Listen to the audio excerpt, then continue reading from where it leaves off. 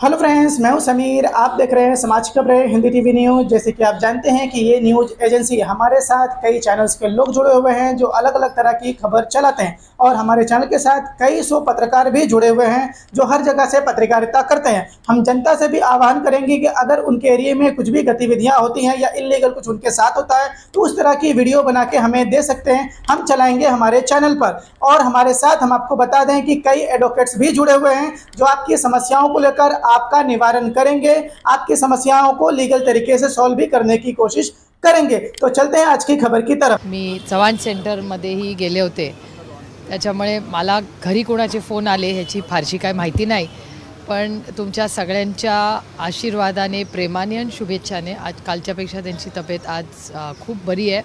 डॉक्टरनी त्यांना 3-4 दिवस आराम करायला सांगितलं आहे। त्यांना घरी राहणं हे फारसं काही प्रिय नसतं आणि मला उद्धवजी अनेक वेळा चिडवतात की तुम्ही घरी त्यांना फारच त्रास देता म्हणून ते सारखे दौरे करतात।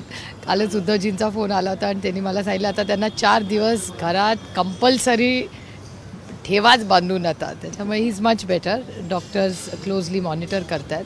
त्यांना चेस्ट कंजेशन आणि खोकला झालेला आहे आणि तरी ते दौरे करत होते। आता 3-4 दिवस मुंबईत घरी काल टेस्टची आम्ही केल्या। तुमच्या सगळ्यांच्या शुभेच्छाने इज मच बेटर। थँक्यू। नाही, मी असल्या गोष्टी सांगत नाही बाय, दीज आर पर्सनल मोमेंट्स। त्याच्यामुळे खूप लोकांच्या प्रेमाने ज्या शुभेच्छा द्यायला फोन असतात आणि खरं आम्ही कोणाला सांगितलं नव्हतं, ते दौरे कॅन्सल झाले म्हणून सगळ्यांना बाहेर खरं तर कळण्यात आलं। 3-4 दिवस लोकांनी ज्या शुभेच्छा दिल्या त्याबद्दल मी अतिशय मनापासून सगळ्यांचे आभार। आज विभागवार बैठका आहेत, वॉर्डच्या बैठका आहेत, महानगरपालिका निवडणुकीचा आढावा घेतला जाणार आहे का आणि एकटा चलो रेचा नारा दिला जाणार आहे का? कारण नाही, आम्ही नारा द्यायला इथे आलेलो नाही आहे। आम्ही लोकांची सेवा करण्यासाठी, चांगली धोरणं करण्यासाठी आम्ही इलेक्शन लढत असतो। आम्ही पॉलिसी मेकर्स आहोत, त्याच्यामुळे खूप सिरियसली कालही 2-4 महत्त्वाचे महाराष्ट्राच्या ज्या अनेक लोकांनी अतिशय उत्तम काम अर्बन प्लॅनिंगमध्ये केलं आहे, त्याच्या काही मीटिंग्सही आज अर्बन प्लॅनर्सबरोबर घेतल्या, कारण का शेवटी ही मुंबई आपल्याला सगळ्यांनाच प्रिय आहे आणि खूप बेसिक काही ॲम्युनिटीज असतात। कारण का मीही लोकप्रतिनिधी म्हणून पुणे शहरामध्ये काम करते। तुमच्या अनेक चॅनल्सवर गेले 2-3 दिवस पुण्याच्या पाण्याच्या परिस्थितीवर खूप चिंताजनक अशा जी माहिती येते, कारण आम्हाला ती माहिती होती, आम्ही कधी ती बाहेर बोलत नव्हतो कारण लोक पॅनिक होतात मग।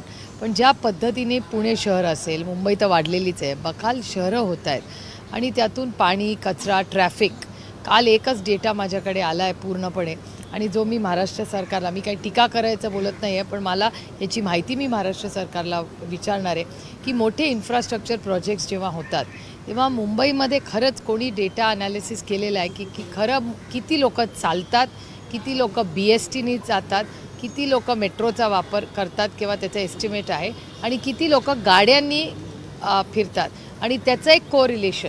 मी इन्फ्रास्ट्रक्चरच्या विरोधात अजिबात नाही, मी पूर्णपणे इन्फ्रास्ट्रक्चरला सपोर्ट करणारी आहे, पण ॲट द सेम टाईम कुठल्या निधी कुठल्या इन्फ्रास्ट्रक्चरमध्ये टाकायचा याचा आढावा कधी या सरकारने घेतलेला आहे? कधी रेल्वेमध्ये, म्हणजे आता बजेट येतं आहे केंद्र सरकारचं, अश्विनी वैष्णवांना आम्ही सगळ्यांनी विनंती केली आहे की मुंबईची जी रेल्वे आहे, लोकल ट्रेननी लाखो नाही करोडो लोक त्यांनी फिरतात, त्याच्या इन्फ्रास्ट्रक्चरसाठी तुम्ही रोड इन्फ्रास्ट्रक्चर मेट्रोसाठी एवढे पैसे देता, पण मुंबई सबअर्बनसाठी त्याच्यावर होणारे ॲक्सिडेंट्स, त्याच्यावर होणारी गैरसोय, याच्यासाठी केंद्र सरकारने ठोस काहीतरी निधी या केंद्राच्या बजेट जो 1 तारखेला आहे त्याच्यामध्ये द्यावा अशी विनंती आम्ही अश्विनी वैष्णवांकडे दिली। अचानक भाडेवाढ करण्यात आली, पण मंत्री असं म्हणतात की भाडेवाढी ती झालेली आहे, मला माहीत नाही, सचिवांनी परस्पर निर्णय घेतला, शक्य आहे काय अशा गोष्टी? एकतर सचिवांनी परस्पर निर्णय घेतलं असं जर मी मी ऐकलेलं नाही स्टेटमेंट, पण जर एखादे मंत्री म्हणत असतील, मी स्वतः ऐकलेलं नाही त्याच्यामुळे, पण एखादा मंत्री जर असं म्हणत असेल तर हे चिंताजनक आहे। मी जरूर ह्याची माहिती मी मंत्र्यांनाच फोन करून माहिती घेईन की बाबा असं तुमचं काही स्टेटमेंट आहे का, आणि असेल तर अतिशय चिंताजनक आहे। एका सशक्त लोकशाहीमध्ये एक म्हणजे त्याला एक पद्धत आहे कामाची, आणि परस्पर जर ह्या सरकारमध्ये निर्णय होत असतील ते अतिशय चिंताजनक आहे आणि याची नोंद आपणही घेतली पाहिजे आणि हे माननीय मुख्यमंत्र्यांच्या निदर्शनात आपण आणून दिलं पाहिजे की अशा गोष्टी परस्पर तुमच्या सरकारमध्ये होत आहेत. भाडेवाढ रद्द झाली पाहिजे म्हणून काँग्रेस आणि ठाकरे गट मागणी करत आहेत. पक्षाची काय भूमिका आहे राष्ट्रवादी? नाही, महागाई आणि बेरोजगारी याच्यात जातीने सरकारने लक्ष घालावं अशी आमची आधी पण मागणी होती, म्हणजे इलेक्शन व्हायच्या आधीही. आणि आजही इलेक्शन झालेलं एवढं मोठं मॅन्डेट या सरकारला मिळालेलं, एवढं मॅन्डेट, एवढा विश्वास लोकांनी दाखवल्यानंतर पहिलंच गिफ्ट लोकांना भाडेवाढ देणं हे किती योग्य आहे. किंवा आता अनेक एजंट स्कीम्स आहेत त्याच्यामध्ये झालेला भ्रष्टाचार आहे, मग त्याची इन्क्वायरी ते लावणार का? आणि म्हणजे मंत्रीच, राज्याचे कृषी मंत्री, मला खूप कौतुक वाटतं त्यांचं की त्यांनी ज्या पद्धतीने खूप सत्य ते चॅनल्सवर बोललेले आहेत की हो, त्यांच्या सरकारमध्ये भ्रष्टाचार हा शेतकऱ्यांमध्ये झाले, म्हणजे शेतकऱ्यांना फसवणूक या सरकारने केली याची कबुली जी त्या मंत्र्यांनी केली, हा खरंच त्यांच्या मनाचा मोठेपणा आहे. मी त्यांचे मनपूर्वक आभार मानते. आणि तोच धागा घेऊन मी पार्लमेंटमध्ये बोलणार आहे की महाराष्ट्राचे कृषी मंत्री म्हणत आहेत की महाराष्ट्रामध्ये कृषी खात्यामध्ये प्रचंड भ्रष्टाचार झाला आहे. हा आरोप मी एकटी करत नाही आहे, राज्याचे कृषी मंत्र्यांनी ते कन्फर्म केलेलं आहे. त्याच्यामुळे आपण सगळेच भ्रष्टाचाराच्या विरोधात लढायला आम्ही सगळे एकच आहोत. त्याच्यामुळे भ्रष्टाचार मुक्त महाराष्ट्र आणि देश करण्यासाठी त्यांनी दिलेलं स्टेटमेंट हे मी पार्लमेंटमध्ये टेबल करणार आहे.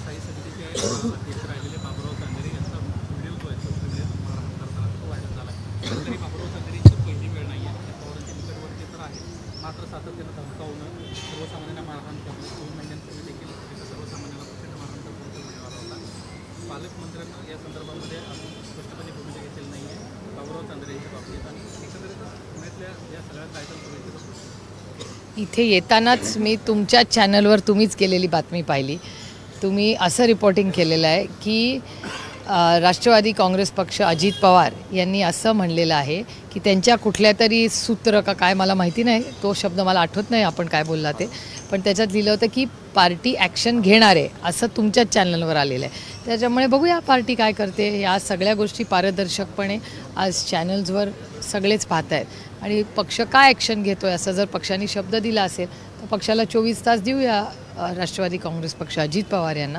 बघूया काय करतात आणि DCM पण काय निर्णय घेतात ते DCM स्टेटमेंट करतील. पालकमंत्री पदाचा तिढा अजूनही सुटलेला नाही आहे. रायगडबाबत तर आता आणखी धुसफूस वाढली असं समजते, कारण सूरज चव्हाणांच्या उत्तराला उत्तर देताना महेंद्र दळवी म्हणाले की सुनील तटकरेंचे व्हिडिओ बाहेर काढले तर फिरणं मुश्किल होईल त्यांना.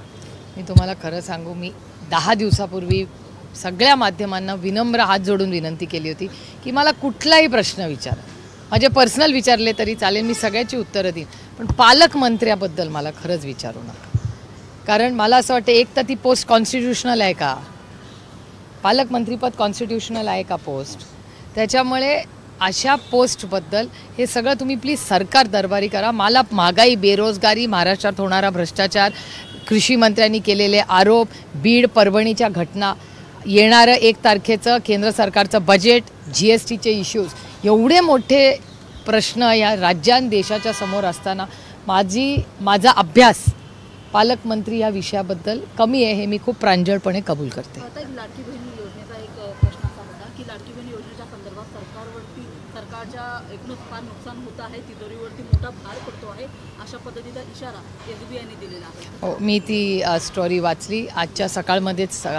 त्यांच्या डिजिटलला आज सकाळी मोठी बातमी आलेली आहे आणि स्टेट बँकचा जो रिपोर्ट आहे तो मी स्वतःही मागवलेला आहे. कारण का फिस्कल डेफिसिट मॅनेजमेंट, तुम्हाला कदाचित बोरी होत असेल माझ्या या विषयाचं, पण मी सातत्याने गेले 2 वर्ष FRBM ॲक्टवर सातत्याने महाराष्ट्रात बोलते. म्हणजे फिस्कल मॅनेजमेंट ॲक्ट जो कैलासवासी अटल बिहारी वाजपेयी साहेबांनी बनवला, नंतर त्याला आणखीन ताकद दिली मनमोहन सिंग साहेबांनी. त्यामुळे FRBM act, fiscal deficit management हे राज्याला आणि देशाला करावंच लागतं. आणि ह्याच्यामध्ये ज्या पद्धतीने हे जे फायनान्शियल मॅनेजमेंट आहे, परवाच्या दिवशी माननीय पृथ्वीराज बाबांचं पण एक स्टेटमेंट आलेलं आहे की या सगळ्या स्कीम्स, त्याचं इम्प्लिमेंटेशन आणि फिस्कल डेफिसिट मॅनेजमेंटवर एक श्वेतपत्रिका महाराष्ट्र सरकारने काढावी अशी जी मागणी पृथ्वीराज बाबांनी परवाच केलेली आहे. त्याच्यावर मी कालही बोलते, आजही बोलते, कारण काही विषय खूप गंभीर असतात. इलेक्शन्स येतील आणि जातील, पण फिस्कल मॅनेजमेंट आणि जर त्याचं डेफिसिट वाढत गेलं किंवा फिस्कल मॅनेजमेंट नीट नाही केलं तर त्याचे